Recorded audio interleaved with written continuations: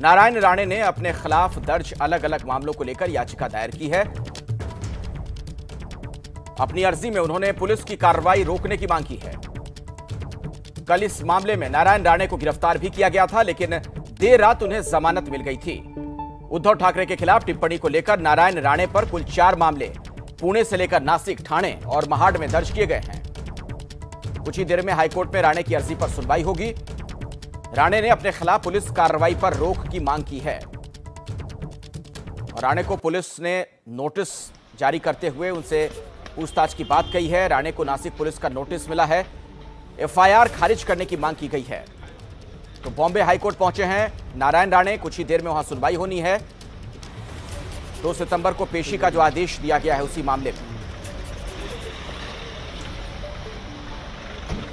और शिवसेना ने आज अपने मुखपत्र सामना के जरिए नारायण राणे और बीजेपी पर निशाना साधा।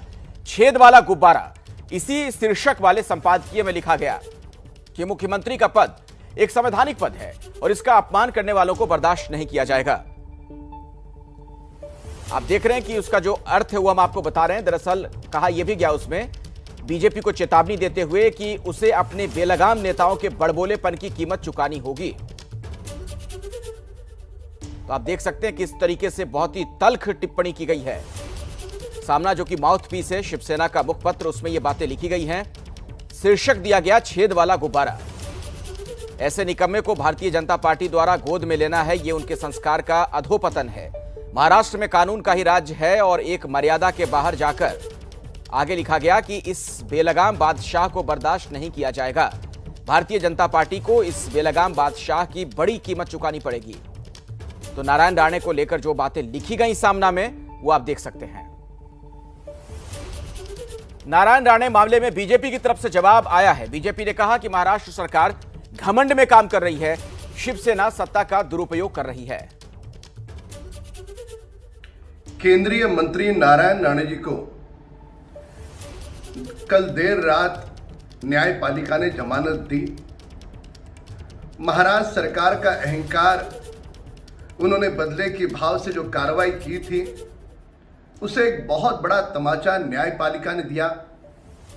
और यह पहली बार नहीं हुआ, इसके पूर्व भी कई सारे मामलों में जहां पर महाराष्ट्र की सरकार ने राजगद्दी का गलत उपयोग करते हुए कई लोगों पर बदले के भाव से कार्रवाई की, समय समय पर न्यायपालिका ने उन्हें करारा तमाचा दिया। कब मिटेगा महाराष्ट्र सरकार का अहंकार?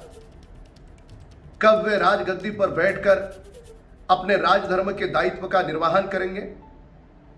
वर्तमान केंद्रीय मंत्री को गुब्बारा कहना, उनको नक्सलवाद के साथ जोड़ना, कहां खो गई है मती शिवसेना की?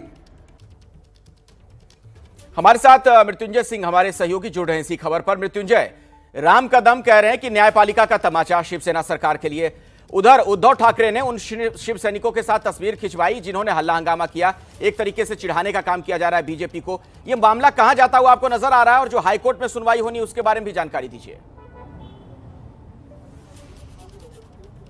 देखिए अखिलेश, ये मामला जल्द ही ठंडा होता नज़र नहीं आ रहा है और ये मामला लंबा चलेगा, क्योंकि ये मामला अगले आगामी जो बीएमसी चुनाव है वहाँ तक चल सकता है। क्योंकि अब ये जो अगली लड़ाई है, चुनावी लड़ाई, ये बीएमसी बनाम शिवसेना होने वाली है। और ये बीएमसी की लड़ाई को देखते हुए यहाँ पृष्ठभूमि दोनों ही दल अपने अपने तरीके से, अपने अपने नज़रिए से तैयार कर रहे हैं। नारायण राणे जो एक वक्त शिवसेना में ही हुआ करते थे, वो अब शिवसेना को उन्हीं की भाषा में जवाब दे रहे हैं जो शिवसेना को पसंद नहीं आ रहा है। यहाँ पर शिवसेना उन्हें छेद वाला गुब्बारा बता रही है और ये कह रही है कि बीजेपी उसमें जबरन हवा भर रही है। लेकिन यहाँ पर नारायण राणे के तेवर वही पुराने शिवसैनिक वाले हैं। तो दोनों में आपसी टकराव तो निश्चित तौर पर होना ही है और ये मामला अभी ठंडा नहीं होगा।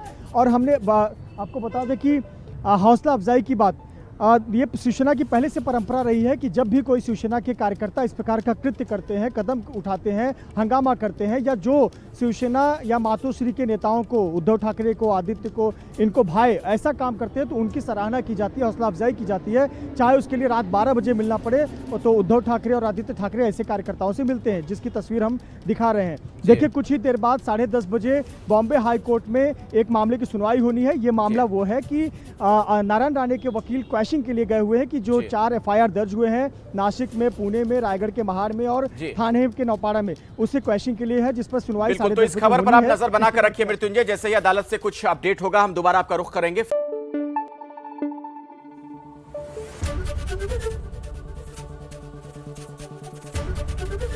एबीपी न्यूज आपको रखे आगे।